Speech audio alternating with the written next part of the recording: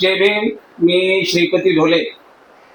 आज पवई येथील तुंगागाव या विभागातील अवसर कोऑपरेटिव्ह हाऊसिंग सोसायटी या ठिकाणी बी विंगमध्ये राहणारे आंबेडकरी चळवळीचे नेते, महान नेते काकासाहेब खंबाळकर, की जे आंबेडकरी चळवळीच्या 3 पिढ्यांचे साक्षीदार आहेत, त्यांच्या घरी मी या ठिकाणी आलेलो आहे.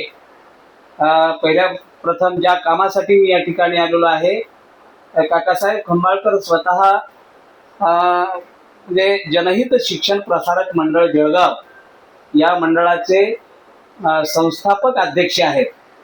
आणि त्यांनी 2023 मध्ये 44 दिवसाची ही म्हणजे संविधान बचाव यात्रा काढलेली होती. म्हणजे रिपब्लिकन सेनेचे सरसेनानी आनंदराज आंबेडकर साहेब यांच्या मार्गदर्शनाखाली ही यात्रा निघालेली होती. परंतु त्या यात्रेचं नेतृत्व स्वतः काकासाहेब खंबाळकर यांनी केलेलं होतं. 44 दिवस महाराष्ट्रातील 36 जिल्हे फिरून काकासाहेब या ठिकाणी मुंबईला आले आणि शिवाजी पार्कवरती त्या संविधान यात्रेचा शेवट झाला. हीच संविधान यात्रा, संविधान बचाव यात्रा, हाच कार्यक्रम थोडासा पॉझिटिव्हली घेऊन धम्मसेवक शिक्षण संस्थेने असं ठरवलेलं आहे की महाराष्ट्रामध्ये संविधान जागर घालायचं. आणि म्हणजे 1950च्या नंतर आपली पूर्ण व्यवस्था, शासन व्यवस्था, प्रशासन व्यवस्था, सगळीच व्यवस्था ही संविधानावरती अवलंबून आहे. पण दुर्दैवाची गोष्ट अशी आहे की भारतीय माणसांना संविधानच माहिती नाही. तेव्हा याच्याविषयी चर्चा करण्यासाठी मी आलेलो आहे. पहिल्या प्रथम म्हणजे जनहित शिक्षण प्रसारक मंडळाचे अध्यक्ष या नात्याने काकासाहेबांना मी एक पत्र लिहून आणले, ते पत्र देतो आणि त्याच्यानंतर पुढच्या चर्चेला सुरुवात करतो. काकासाहेब, आपण अध्यक्ष म्हणून हे पत्र स्वीकारावं आणि आपली जी काकासाहेब खंबाळकर प्राथमिक आश्रमशाळा दरड पिंपरी या ठिकाणी आहे, तेथील मुख्याध्यापकांना हे पत्र देऊन त्याची अंमलबजावणी करण्यास आपण सांगावं. तर आता मी काकासाहेबांची मुलाखत सुरू करतोय. काकासाहेब, आपण 2023 साली विजयादशमी ते 6 डिसेंबर म्हणजे दीक्षाभूमी ते चैत्यभूमी अशा प्रकारची 44 दिवसाची संविधान यात्रा ही काढलेली होती. आपण त्याचं नेतृत्व केलेलं आहे. आणि खरं म्हणजे त्याच्यानंतरच जे काही बाकीचे राजकीय पक्ष जागृत झाले आणि खरं म्हणजे रिपब्लिकन सेनेला त्याचं बेनिफिट मिळण्याऐवजी काँग्रेस सारख्या पक्षाने त्याचं बेनिफिट घेतलं आणि त्यांचा रिझल्ट, इलेक्शनचा रिझल्ट हा बराचसा पॉझिटिव्ह झाला. तर मला सांगा काकासाहेब, की ही अशा प्रकारची संविधान यात्रा, बचाव यात्रा काढावी अशी कल्पना आपल्या मनात कशी काय? डॉक्टर बाबासाहेब आंबेडकरांनी या भारत देशाला संविधान दिलं, पण संविधान सभेमध्ये जाण्यासाठी काँग्रेस सहित RSS वाल्यांनी सुद्धा त्यांना विरोध केला होता. अच्छा. आणि आज ज्यावेळेला बाबासाहेब आंबेडकरांनी संविधान सभेत एक भाषण केलं संविधान देण्यापूर्वी, त्या भाषणाने प्रभावित होऊन काँग्रेसने सुद्धा त्यांना पुन्हा मुंबईमधून संविधान सभेमध्ये पाठवलं. आणि हे जे संविधान आहे, हे संविधान आहे म्हणजे लोकशाहीचा आत्मा आहे. हे संविधान आहे म्हणजे प्रत्येक माणसाला दिशा देणारं एक मार्गदर्शक आहे. संविधान म्हणजे या देशाच्या जडणघडणीमध्ये त्याचा फार मोठा हिस्सा आहे.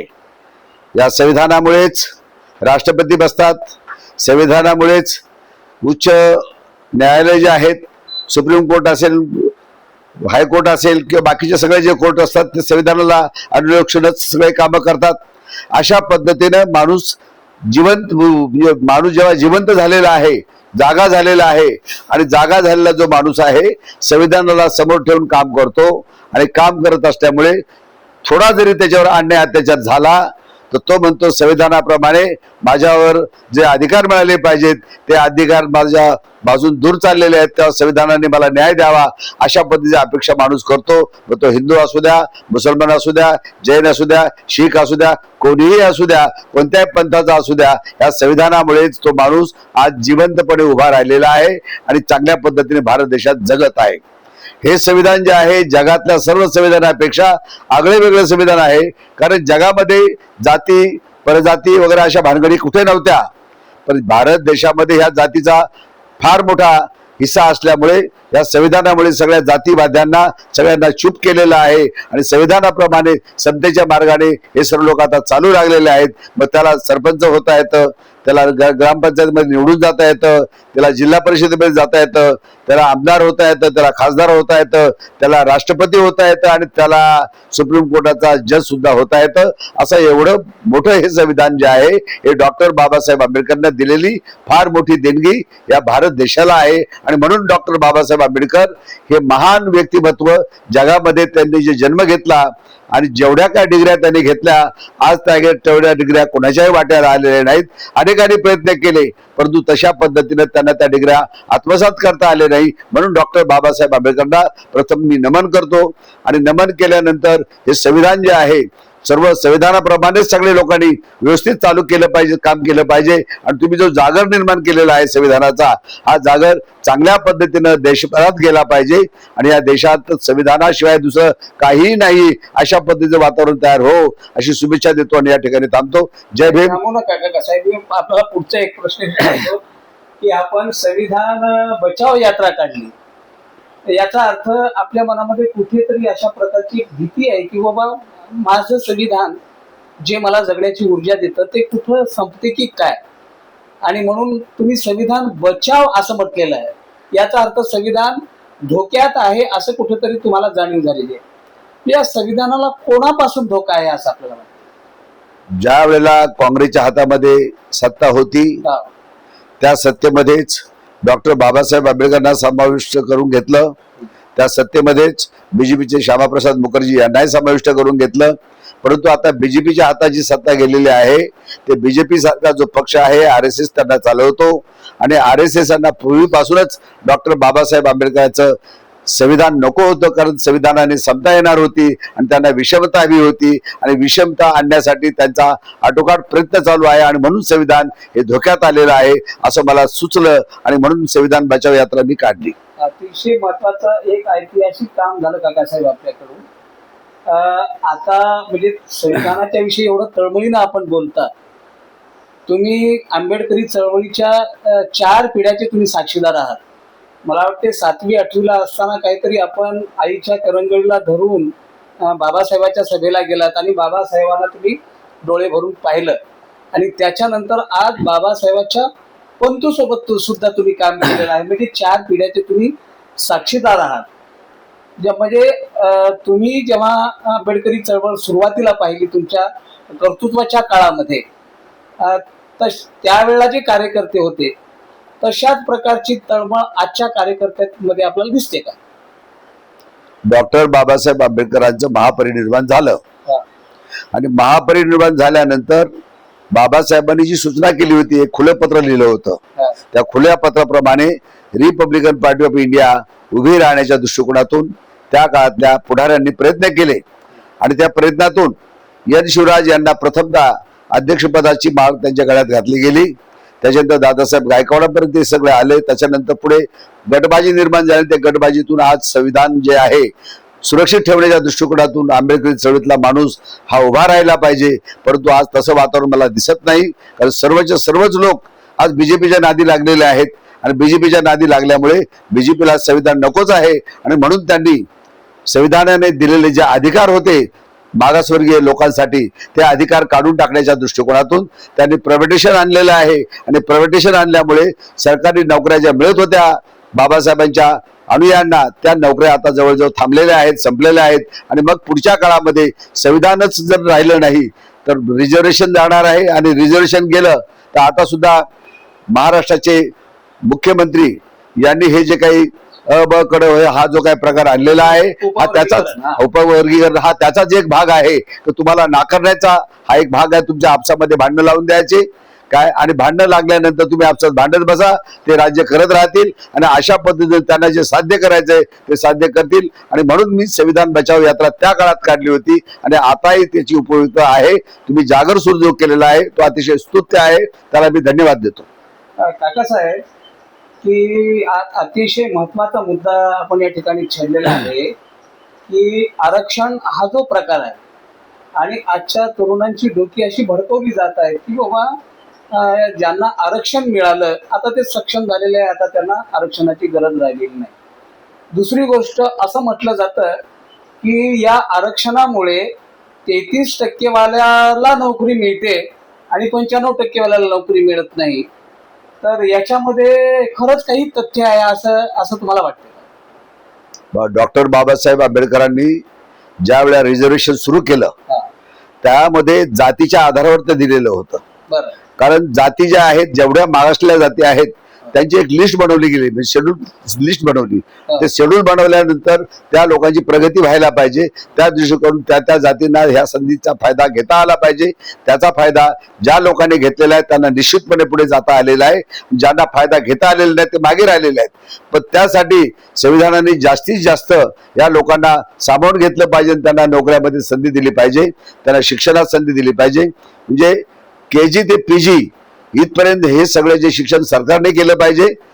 त्यानंतर भारत देशामध्ये राहणारा प्रत्येक माणूस तो कोणी जरी असला, कोणत्याही जातीचा जरी असला तरी त्याला दवाखान्यामध्ये मोफत इलाज मिळाला पाहिजे जसा पूर्वी मिळत होता.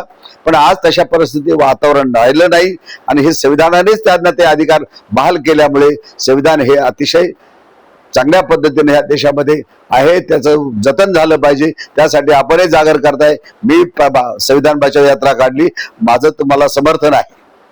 काकासाहेब, मला एक अतिशय महत्वाचा प्रश्न या ठिकाणी विचारायचा आहे. हे जे अबकडचं प्रकरण पुढे आलेलं आहे आणि या अबकड या ज्या उपवर्गीकरणाला सुप्रीम कोर्टाने मान्यता दिलेली आहे आणि त्या काळामध्ये सुप्रीम कोर्टाचे सरन्यायाधीश हे बौद्ध होते.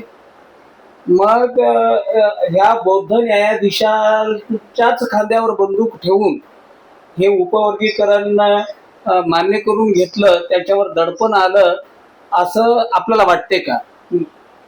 खरोखरच म्हणजे त्यांच्या सत्सतमी बुद्धीने हा निर्णय दिलेला असेल? आपल्याला काय वाटतं? कारण आपण आंबेडकरी चळवळीचे अतिशय मुरलेले मुत्सद्दी अशा प्रकारचे नेते आहात, काय वाटतं आपल्याला? जातीवादी लोक तसा प्रयत्न करतात, त्यांनी तो केलाय पाहिजे, कारण ते जातीवादी आहेत. परंतु संविधान या देशामध्ये लागू झाल्यापासून आणि संविधान लागू झाल्यानंतर जरी सुप्रीम कोर्टाने कोणताही निर्णय जरी दिला असेल तरी तो महाराष्ट्र गव्हर्नमेंट किंवा इतर स्टेटला तो लागू नाहीये, मी तो बंधनकारक नाहीये की ते केलंच पाहिजे असा काय त्याचा अर्थ नाहीये. हे त्यांनी फक्त आपसात भांडण लावण्यासाठी हे उकरून काढलेलं कुरापत आहे. नाही काकासाहेब, वारंवार आपल्या महाराष्ट्राचे मुख्यमंत्री म्हणतात की तुम्ही म्हणजे अगदी म्हणजे याच्यामध्ये विधानसभेमध्ये वक्तव्य करतात की बाबा तुम्ही मला असं म्हणू शकणार आहात का, मी महाराष्ट्राचा मुख्यमंत्री या नात्याने मी सुप्रीम कोर्टाचा निर्णय सुद्धा मानू नये असं तुमचं मत आहे का? असं ते वारंवार बोलतात. तर सुप्रीम कोर्टाने तसा निर्णय दिलेलाच नाहीये. हे जबरदस्ती नाही सुप्रीम कोर्टाची. त्यांनी फक्त सांगितलं हे उपवर्गीकरण जे आहे त्याच्यामध्ये सर्व लोकांना लाभ मिळाला पाहिजे, त्यासाठी काय तरतूद करता आली पाहिजे ती तरतूद महाराष्ट्र शासनाने इतर स्टेटनी करावी असं सूचना आहे.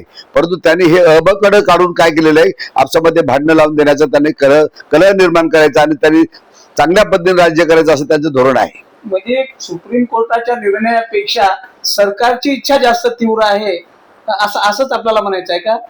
सरकारच जातीवादी आहे, त्यामुळे जातीवादी सरकारकडून अपेक्षा तुम्ही काय करणार आहात? त्या ह्या सरकारने सर्वात आधी पहिले आपल्या जाती काढून टाकाव्यात. बाबासाहेबांना जात अभिप्रेत नव्हती. बाबासाहेबांनी समतेसाठी सगळ्या लोकांना भगवान गौतम बुद्धाचा धम्म यासाठी दिला होता की त्या धम्मामध्ये जातच नाहीये. त्याच्या आधी बाबासाहेबांनी धर्मांतर करण्यापूर्वी शीख धर्मामध्ये देखील त्याचा स्टडी केला. मुंबईचं जे खालसा कॉलेज आहे ते बाबासाहेबांनीच निर्माण केलं, त्यांच्या दृष्टिकोनातून ते निर्माण झालं. आज ते खालसा कॉलेज तिथे आहे. परंतु शीख धर्मात सुद्धा जाती येत आहे हे पाहिल्यानंतर बाबासाहेबांनी तिकडे पाठ फिरवली.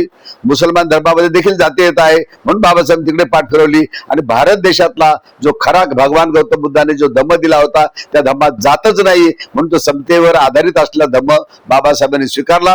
आणि ज्या लोकांनी ती स्वीकारला त्याची प्रगती झालेली आहे, ज्यांनी नाही स्वीकारला त्याची अधोगती ही होतच राहणार आहे.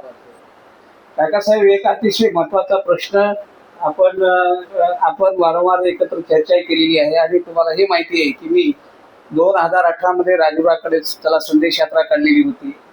नांदेडला राजगृहाकडे त्याला अधिष्ठान परिषद घेतली. राजगृहाकडे त्याला अभियान मी राबवलं. त्याच्यानंतर मिशन APS म्हणजे पीपल्स एज्युकेशन सोसायटीच्या संदर्भामध्ये मी काम करतो आणि तुम्ही मला नेहमी प्रोत्साहन देत असता की तुम्ही जे अतिशय महत्त्वाचं काम हातात घेतले ते चालू ठेवा आणि त्याच्यामुळे मला ऊर्जा मिळते. तर आता हे जे उपवर्गीकरणाच्या निमित्ताने म्हणजे तुम्ही सुरुवातीपासून साक्षीदार आहात की बाबासाहेबांच्या पीपल्स एज्युकेशन सोसायटीमध्ये आंबेडकर कुटुंबातली एकही व्यक्ती नव्हती. भैयासाहेबांना घेतलं तर 1975ला घेतलं आणि 1977ला भैयासाहेब गेले. म्हणजे घेतलं तर घेतलं, त्यांना चेअरमन केलं नाही, फक्त ट्रस्टी ठेवलं आणि 2 वर्षात काय करणं शक्य, बरं ते चेअरमनही नाहीत, अशी ती अवस्था झाली. तेव्हा या उपवर्गीकरणाच्या त्याला आपण काय म्हणूया की अंतर्गत जे काही युद्ध सुरू झालं, लढाई सुरू झाली बौद्ध आणि मातंग बांधवांच्या मध्ये, याच्यामध्ये बौद्ध समाजाच्या दृष्टीने एक अशी पॉझिटिव्ह गोष्ट घडली असं तुम्हाला वाटतं का? कारण उपवर्गीकरणाच्या निमित्ताने जे काही महाराष्ट्रामध्ये मोर्चे निघाले ते रद्द व्हावं म्हणून, त्याचं नेतृत्व करण्यासाठी समाजाने आनंदराज आंबेडकरांना बोलवलं आणि त्या सगळ्या याचं नेतृत्व आनंदराज आंबेडकर साहेबांनी केलं. म्हणजे त्याच्यामुळे बौद्ध समाज एक झाला आणि आता कुठेतरी आंबेडकर घराण्यातलं नेतृत्व एकमुखी स्वीकारण्याची प्रक्रिया सुरू झाली असं आपल्याला वाटते का? बघा, डॉक्टर बाबासाहेब आंबेडकरांच्या घराण्यामध्ये कोणी जरी जन्म घेतला असेल तरी तो फक्त आंबेडकर असू शकतो. अच्छा. बाबासाहेब आंबेडकरांचा जो विचार होता तो जो कोणी तंतोतंत अंमलात आणील तो खरा आंबेडकरवादी असं तर म्हटलं जाईल. घराण्यातला माणूस हा आंबेडकरवादी असेलच याच्यावर खात्री देता येत नाही. कारण आज जर ते आंबेडकरवादी असते तर आपसामध्ये त्यांच्यामध्ये फूट राहिली नसती.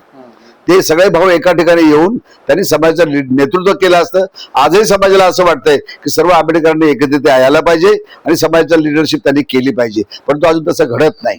कारण ते जर तसं घडलं तर निश्चितपणे समाज एका ठिकाणी येऊ शकतो. म्हणून सर्व आंबेडकरवाद्यांनी त्या लोकांच्या पाठीमागे जर जायचं असेल तर सगळे आंबेडकरांच्या घरात जन्म घेतलेल्या लोकांनी एकत्रित आलं पाहिजे. त्यांनी वेगवेगळ्या दिशेने जाऊ नये असं मला वाटतं.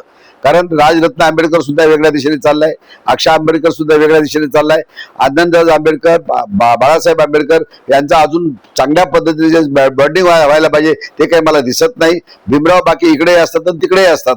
तर अशा पद्धतीनं या लोकांनी सगळ्या समाजाला आपलंसं करावं आणि समाजाची लिडरशिप त्यांनी निश्चितपणे करावी असं मला वाटतंय.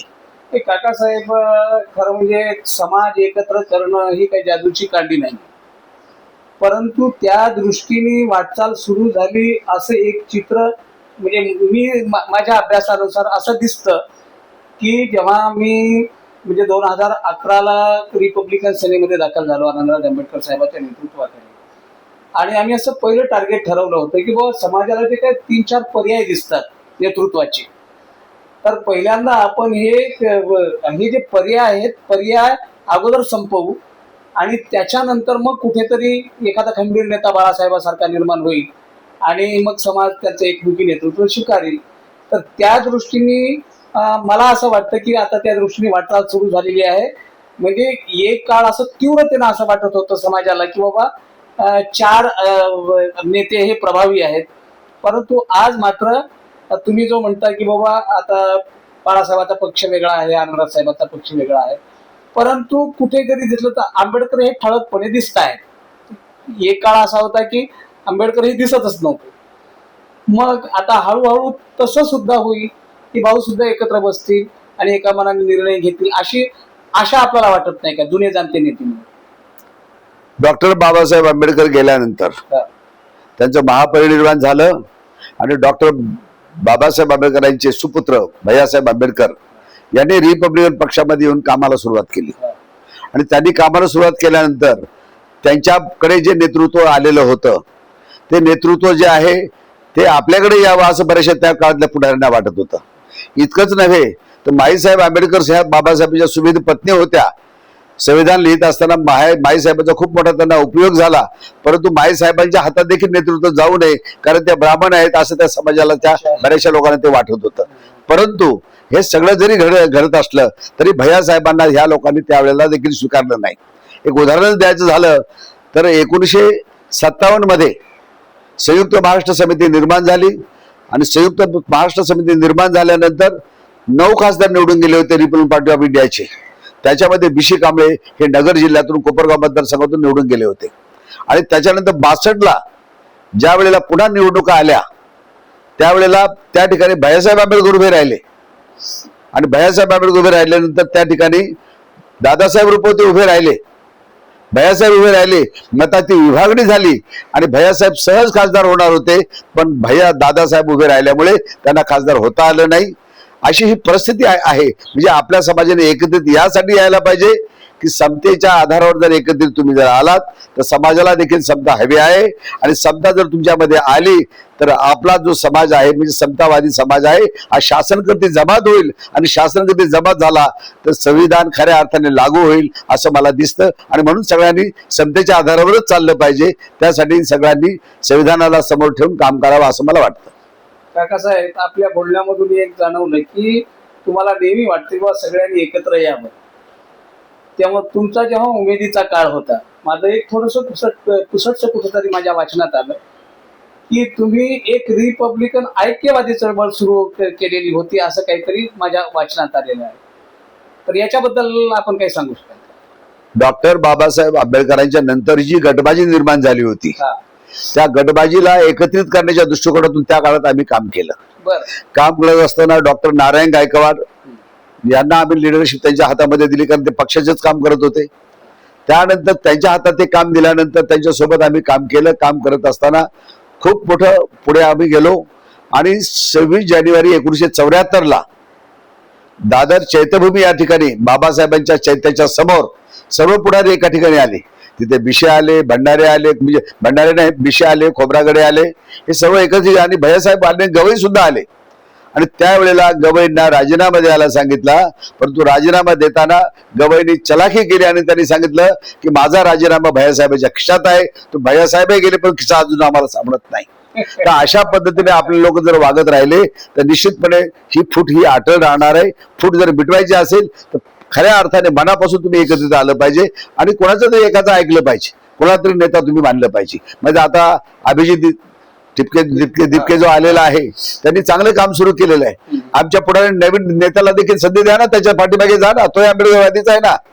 परंतु त्याच्याबद्दलच जेव्हा बाबासाहेबांच्या घरातून सुजात आंबेडकरने टीका केली, ही आम्हाला आवडली नाही.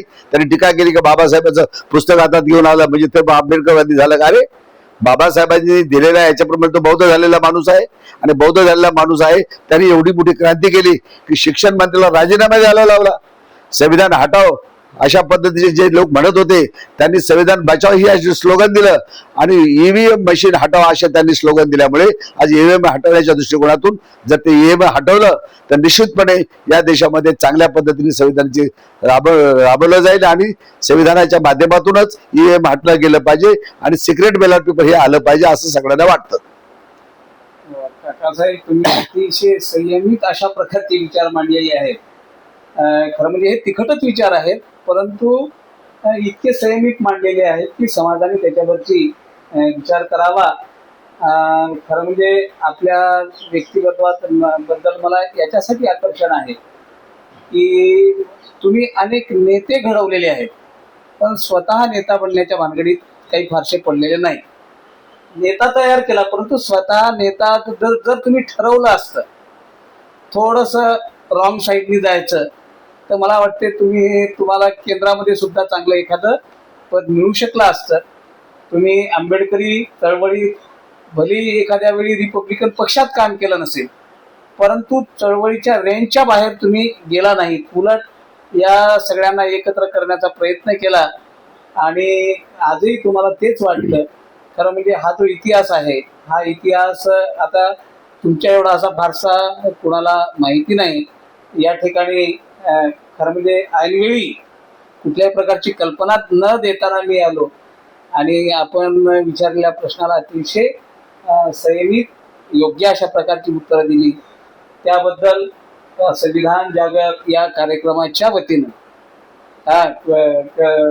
मी आणखी एक विनंती करतो की आपण या निमित्ताने आणखी काय मतं व्यक्त करू शकतो. थोडस बोलायचं राहिलं माझं. बरं. मी जर आंबेडकरवाद सोडला असता हा हा तर मी आज राज्यपाल असतो, मी कॅबिनेट मंत्री असतो आणि मी कोणत्याही पदावर मी जाऊन शासनकर्त्या जमातीमध्ये मी जाऊन बसलो असतो. परंतु मी आंबेडकरवाद न सोडल्यामुळे मी इथे आहे आणि त्याच्यात मला समाधान आहे. कारण जो माणूस मंत्री झाल्यानंतर जे काम करत नाही ते काम मी केलेलं आहे इथे बसून. काय 10,000 लोकांना मी विमानतळावर जॉब दिलेला आहे. 10,000 लोकांना गुजरातमध्ये टेलिफोनचे खड्डे खोदणाऱ्या लोकांना मी नोकरीवर बसवलेला आहे. बुलढाणा जिल्ह्यामध्ये 500 कुळांना जमिनी मिळवून देण्यामध्ये माझा सहभाग राहिलेला आहे.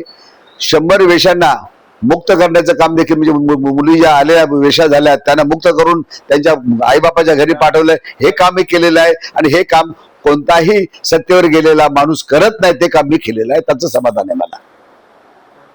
अतिशय म्हणजे ही जी त्यागी भूमिका आहे, अशी त्यागी भूमिका घेणारे नेते जर आपल्या समाजामध्ये निर्माण झाले तर नक्कीच समाजाचं भवितव्य हे अगदी उज्ज्वल आहे. काकासाहेब, आपण या ठिकाणी अगदी मनमोकळेपणाने आपले विचार व्यक्त केले. पुन्हाही कधीतरी मी नक्की येईल आणि आपल्याकडून मला भरपूर ऐकायचं आहे, कारण तुमच्या डोळ्यासमोर पूर्ण चित्र आहे आंबेडकरी चळवळीचं. मुंबईतला एक एक पॉइंट तुम्हाला माहिती आहे की बाबासाहेब असताना, बाबासाहेबांच्या नंतर कोणत्या कोणत्या ठिकाणी कशा कशा प्रकारच्या सभा झाल्या, तिथे काय मतं व्यक्त केली गेली, रॉंग साईडला कोण केलं, राईट साईडला कोण राहिलं, आणि तुम्ही एखादा निर्णय घेतला असेल, लोकांना खटकला असेल तर त्याच्या पाठीमागची भूमी ही सगळ्या गोष्टी आपण माझ्याशी शेअर करता जेव्हा वेळ मिळेल तेव्हा. पुन्हाही मी आपल्याला भेटणार आहे. एकदा आम्ही जे संविधान जागर सुरू केलेलं आहे, अशा प्रकारची एक माझी कन्सेप्ट आहे की महाराष्ट्र शासनाचं सुद्धा म्हणणं आहे की शेवटच्या खेड्यातल्या शेवटच्या माणसापर्यंत संविधान हे पोहोचलं पाहिजे. आणि संविधान हा एकमेव ग्रंथ असा आहे या देशामध्ये की जो प्रत्येक माणसाला याची ग्वाही देतो की तुला तुझ्या पद्धतीनं जगण्याची व्यवस्था मी करू शकतो, अशा प्रकारची ग्वाही देतो. म्हणून सामान्य माणसापर्यंत संविधान पोहोचलं पाहिजे, याच्यासाठी आम्ही संविधान जागर सुरू केला. तर याच्याबद्दल आपण आम्हाला काय आशीर्वाद द्याल, काय संदेश द्याल? आपण जे काम संविधानाचं जागर हे सुरू केलेलं आहे याबद्दल मी समाधानी आहे. आणि तुम्ही सांगाल त्या ठिकाणी मी येऊन संविधानाचं जागर करण्याचं काम मी करणार आहे, तुमच्या सोबत राहणार आहे. मला त्याची काही अडचण येणार नाही. जय भीम काकासाहेब, पुन्हा एकदा आपले धन्यवाद आपण ही मुलाखत दिल्याबद्दल. जय भीम. दीर्घ मुलाखत झाली.